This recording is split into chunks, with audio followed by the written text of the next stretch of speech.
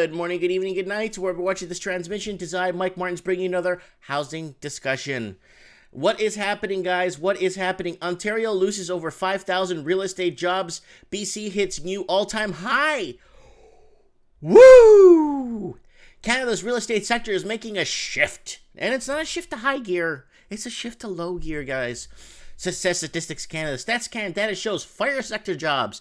If you guys don't know what fire sector is like finance, what do you call those? Real estate agents. That's all fire sector, okay? Jobs made a small decline in June. The aggregate movement, and insurance is in there too.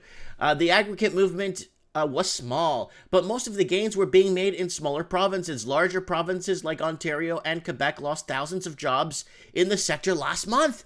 So usually when housing prices go down or there's a decline in the market in housing, the fire sector starts to lose a lot of jobs real quick. Okay, that's finance, insurance, real estate, and E stands for. Let's find out.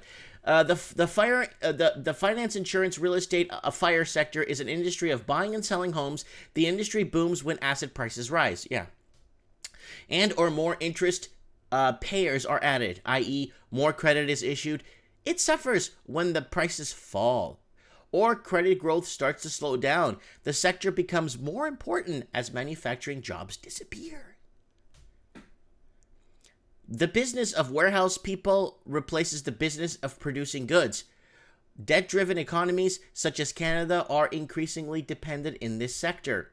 Of course, Canada's economy is dependent on housing and getting rich investors to come in from China to buy us out. What do you think? How do you think this works? Canadian fire sector employment is virtually flat from the month before. Fire seasonally adjusted employment fell to 1.193 million jobs in June, down 0.02% from the month before. This was the first monthly decline for June since 2014. The decline works out to 200 jobs, so not nearly as bad as May when 2,300 jobs were lost. June's movement was small, but some provinces were luckier than others.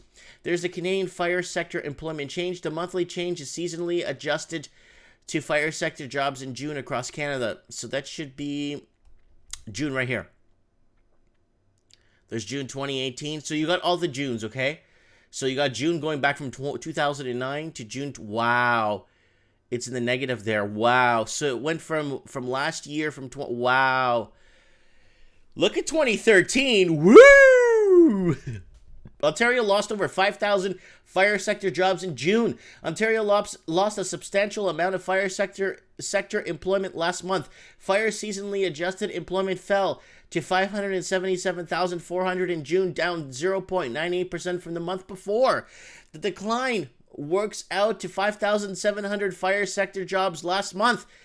This follows 1,300 jobs lost the month before and was the largest June decline for the province since 2013. Half of fire sector employees work in Ontario. You don't say. So Ontario fire sector employment change. The monthly change in seasonally adjusted fire sector jobs in June across Ontario. There it is, guys. What?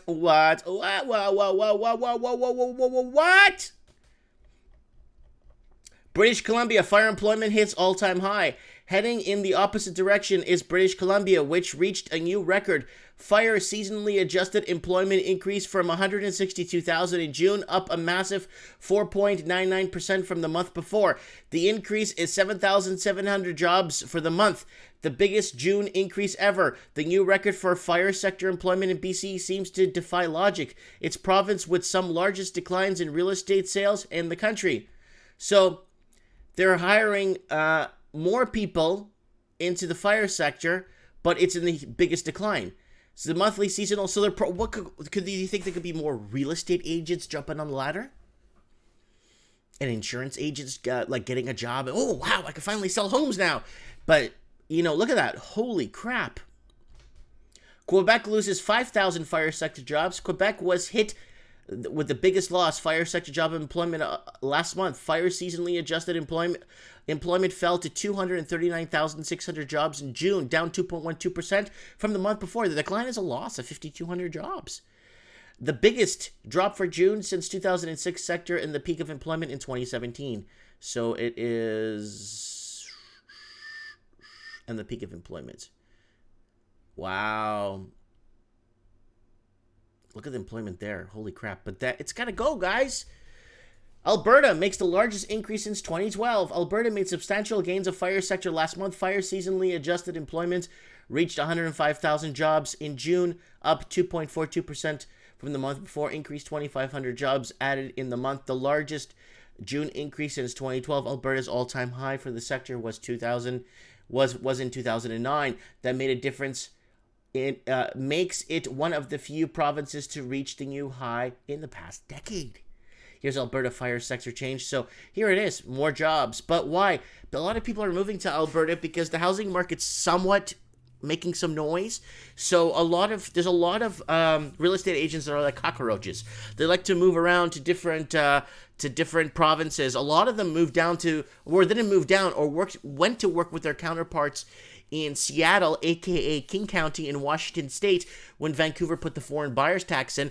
They went south to tell their foreign investors that are buying in Vancouver, hey, let's buy up Seattle. It's cheaper, it's affordable, and it's in America, right?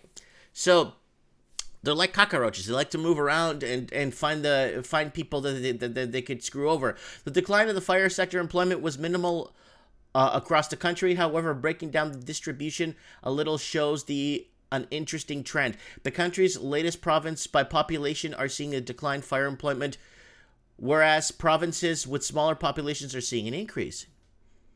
The net change across Canada isn't that large, but there's a big chance there will be a regional impact. Oh man, you guys have no idea how big this impact's going to be. Anyways, guys, don't forget to join me on Trends in the Housing Market every Wednesday night. You could click the bell on my channel, but a lot of people don't get the notifications. Here it is, guys. Mike in the Night, every Saturday night. We got a lot of new guests. Mike in the Night, The Next Generation is really good, guys. Middle class, disappearing middle class. Middle class can't afford food in the Commonwealth. What's happened in cryptocurrency the week before, and the week before that was Mike in the Night, one event that changed. What was the one domino, the one event that changed human history and why we are here today in the last 20 years, right? The disappearing middle class, tariff wars, death of the pension, lots of good stuff on Mike in the Night for you guys to go back and watch. Trends in the housing market. Last Wednesday's show was an absolute hit. A lot of good guests on. We got a new generation of people coming on the show, making a difference. And there's my morning coffee, housing. So don't forget to do that. And if you want to support this transmission, there's a Patreon button up here on the top right of my channel if you want to support me on Patreon and buy me a coffee. Thanks so much for watching, guys. I'm also on BitChute. Get on BitChute, guys. If you got nothing going down, go check out what's happening on BitChute. I'm uploading to BitChute as well. BitChute is, watch out with BitChute a bit because there's a bit of language, coarse language, and just be careful. BitChute is like the old YouTube, when YouTube used to be not so heavily regulated. Anyways, guys, let me know if you're living in the GTA, Toronto area, anywhere across Canada. Let us know if you're seeing your real estate or anyone in the fire insurance industry or real estate industry or any of that working at a local coffee shop. Let me know, comment below. Thanks for watching.